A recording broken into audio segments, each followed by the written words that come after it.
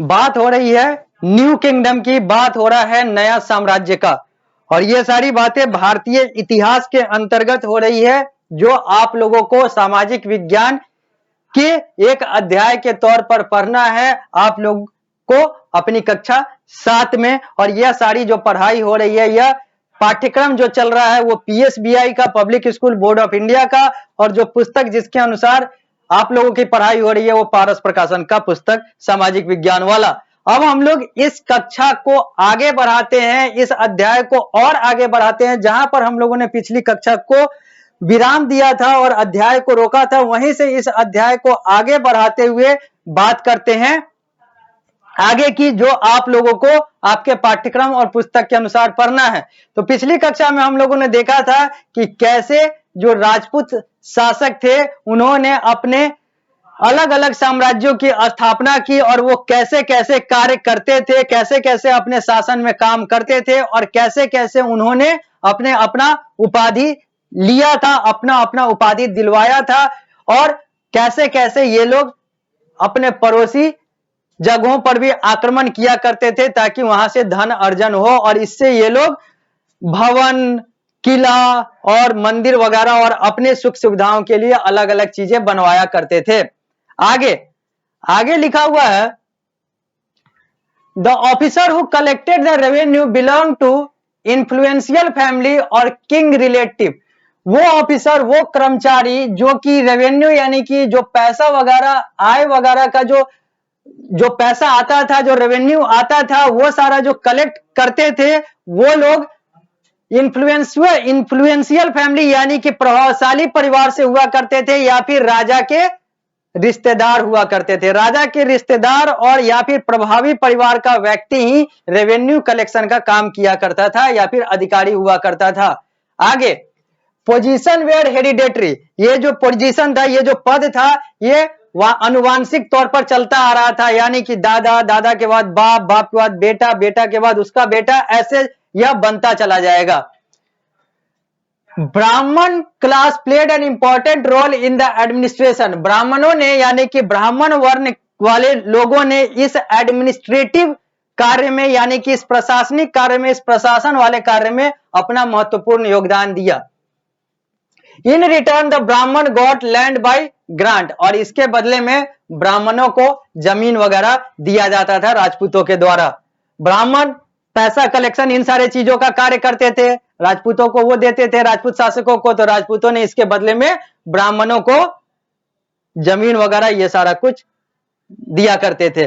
Learned ब्राह्मण road प्रशस्ति और achievement of the king in Sanskrit language. जो लर्नेड यानी कि जो विद्वान ब्राह्मण थे वो प्रशस्ति लिखा करते थे, यानी कि जो राजपूत राजा थे उनके अचीवमेंट को, उनका जो भी वो हासिल करते थे, जो भी उनकी अचीवमेंट थी, उन सारे चीजों को संस्कृत में लिखने का कार्य विद्वान ब्राह्मणों के द्वारा किया जाता था, जिसको प्रशस्ति कहा जाता है। Kalhana composed a long poem in Sanskrit about king of Kashmir. Kalhana ने किंग ऑफ कश्मीर यानी कि कश्मीर के राजा के लिए संस्कृत भाषा में बहुत बड़ा सा कविता लिखा था। अनलाइक राइटर ऑफ प्रशस्ति, he was critical of the king. अब जैसे राइटर की बात करें, जैसे प्रशस्ति जो लिखते थे, उसी तरीके से ये जो थे ये तो बहुत ज्यादा फेमस हुआ करते थे, या फिर ये फिर लॉयल माने जाते थे। ये जो ब्राह्मण वगैरह थे ये लॉयल माने जाते थे, लेकिन जो गायक थे या फिर जो कंपोजर थे, जो कविता वगैरह लिखते थे, वो सब उतना ज्यादा उस तरीके से उन लोगों को वैल्यू नहीं दिया जाता था। उन लोगों को क्रिटिकल या फिर उन लोगों को एक तरीके से उस तरीके से देखा जाता था कि ये लोग कभी भी इधर उधर हो सकते हैं। तो ये सारी बातें हुई। अब हम लोग बात करेंगे इन्वेजन का, यानी कि आक्रमण का, और भारत में विदेशी आक्रमण की बात होगी, और बात होगी कि कैसे भारत में अब विदेश के यानी कि दूसरे देश के आक्रमणकारियों ने भारत पर आक्रमण किया, इन राजपूत राजाओं पर आक्रमण किया, और भारत के बहुत सारे हिस्से को और भारत को अपना अधीन बना लिया।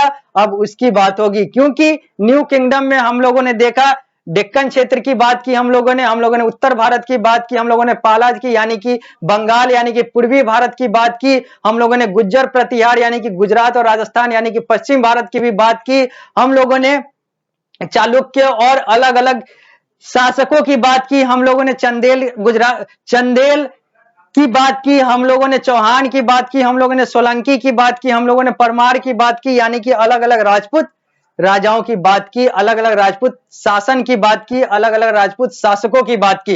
लेकिन अभी तक हम लोगों ने जितनी बात की है वो भारत के लोगों की ही बात की है, जो भारत के लोग थे जिन्होंने भारत में अपना अपना साम्राज्य बनाया।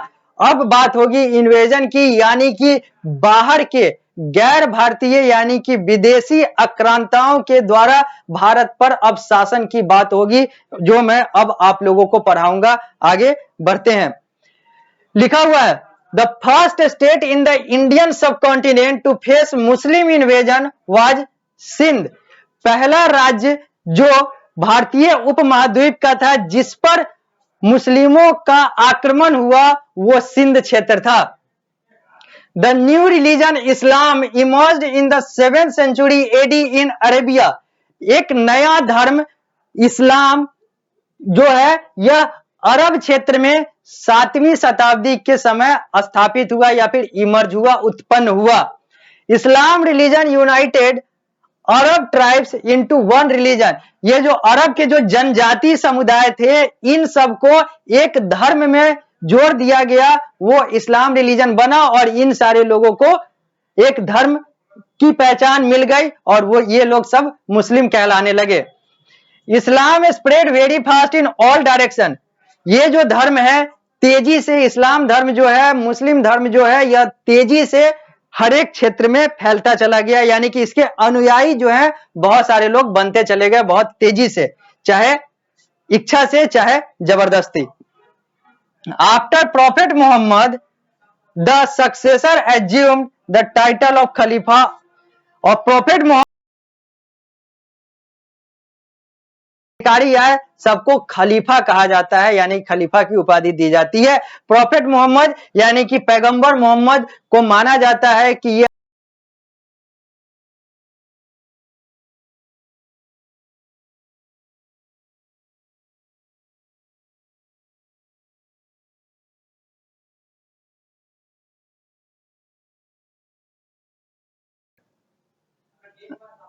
Muhammad bin Qasim, the Arab general, attacked Sindh in 7th century AD and conquered Multan। Mohammad बिन कासिम जो कि अरब क्षेत्र का था, अरब जनरल था, उसने सिंध पर अटैक किया 7वीं शताब्दी में और मुल्तान को अपने कब्जे में ले लिया। मुल्तान अभी पाकिस्तान में है, पाकिस्तान देश में है। Mahmud of Ghazni ruled Ghazni for more than 37 year and invaded India for Indian wealth. Mahmud of Ghazni जो था उसने गजनी क्षेत्र पर 37 साल से ज्यादा शासन किया और उसने भारत पर बार बार आक्रमण किया और भारत की संपत्ति को लूटता चला गया। ऐसा हम लोगों ने पहले भी देखा है, पहले भी बात किया है। He received the investiture from Khalifa and got sanction for Indian red. इसको यह सारा परमिशन जो है खलीफा के द्वारा मिलता गया और इसने भारत पर छापा, कह लिए तो छापा मारते या फिर कहे तो आक्रमण करते हुए बहुत सारी चीजें जब्त कर ली, क्योंकि इसको परमिशन मिल चुका था, अनुमति मिल चुका था। He invaded India almost every year from 1001 to 1026 AD. इसने भारत पर लगभग हर साल आक्रमण किया, भारत को हर साल लूटा, वर्ष 1001 से वर्ष 1026 तक। He attacked Temple of India and broke the major Temple of India। इसने भारत के बहुत सारे मंदिरों पर अटैक किया, आक्रमण किया और बहुत सारे मंदिरों को तोड़ दिया, क्योंकि मंदिरों में खजाना हुआ करता था, वहीं से ये लूट जाया करता था।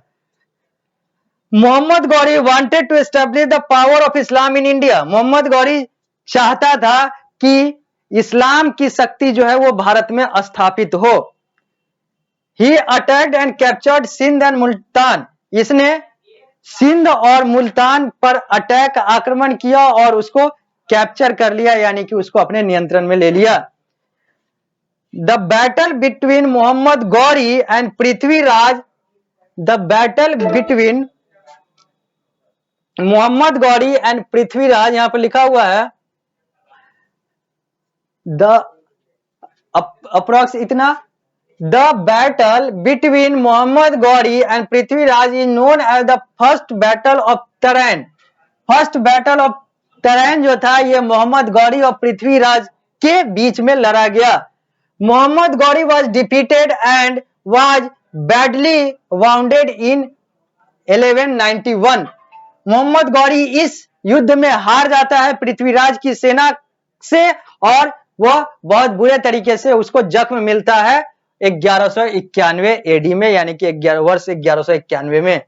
ये दो मंदिर है, एक तंजावुर टेम्पल मंदिर है और एक जो है ये गंगाई कोंडा चोलापुरम मंदिर है। ये दो मंदिर है जहां पर देखा जा सकता है कि कितने अच्छे से आर्किटेक्ट किया गया, वास्तु किया गया मंदिर है और कैसे ये सोने और हीरे और अलग अलग महंगे चीजों से, महंगे रत्नों से बना हुआ मंदिर है। आगे अब पृष्ठ संख्या 69 पर आ चुके हैं हम लोग। लिखा हुआ है यहां पर कि Here Muhammad Ghori attacked again and to take revenge and defeated Prithviraj Chauhan and captured and killed Prithviraj. अब यहां पर क्या है, यहां पर हम लोगों ने देखा, क्या देखा, तो हम लोगों ने देखा कि the battle between Mohammad Ghori and Prithviraj is known as the first battle of Tarain. First battle of Tarain में मोहम्मद गौरी और पृथ्वीराज के बीच में लड़ाई होती है जिसमें मोहम्मद गौरी बुरी तरीके से हार जाता है, लेकिन फिर अगली लड़ाई इन दोनों के बीच में होती है और वहां पर मोहम्मद गौरी जो है वो बदला लेने के लिए फिर से वहीं पर युद्ध करता है और वहां पर वो पृथ्वीराज चौहान को हरा देता है और पृथ्वीराज चौहान को मार देता है। सेकेंड बैटल ऑफ तराइन में 1192 में, यानी कि अगले वर्ष 1191 में हारता है पहले बैटल में और दूसरे बैटल में वो हराकर मार देता है पृथ्वीराज चौहान को, यानी कि एक राजपूत शासक, एक भारतीय शासक को। तो यहां पर हम लोगों ने देखा बैटल ऑफ तराइन, यानी कि यहां पर हम लोगों ने देखा मोहम्मद गौरी और पृथ्वीराज के बीच में दो लड़ाई, एक में पहले में पृथ्वीराज जीतते हैं, मोहम्मद गौरी हारता है, दूसरा में मोहम्मद गौरी जीत जाता है, पृथ्वीराज हार जाते हैं और पृथ्वीराज को मार दिया जाता है। तो ये सारी बातें हम लोगों ने देखी। अब हम लोग अगली कक्षा में आएंगे तो इस अध्याय को यहीं से आगे बढ़ाएंगे। अब हम लोग इस अध्याय को इस कक्षा के माध्यम से इस कक्षा में विराम देते हैं, मिलते हैं अगली कक्षा में, तो इस अध्याय को यहीं से आगे बढ़ाया जाएगा।